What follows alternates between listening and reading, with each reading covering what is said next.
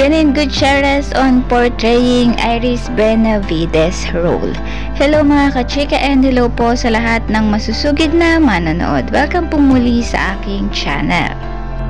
Ibinahagi nga po ni Janine Gutierrez sa isang exclusive interview ng Mega Magazine sa actress ang mga naging challenges at lesson nga raw niya in portraying Iris Benavides.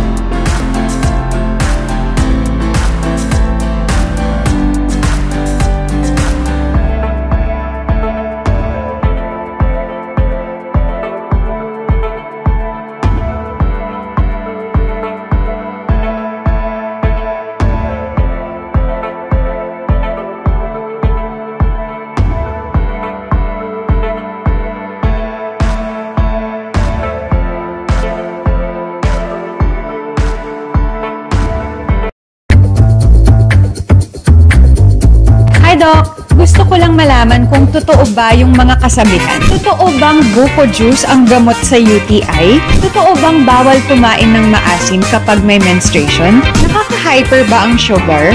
Bawal ba talagang maligo kapag bagong panganak? Hi Doc! Hi Doc! Hi Doc! Hi Doc! Now I know.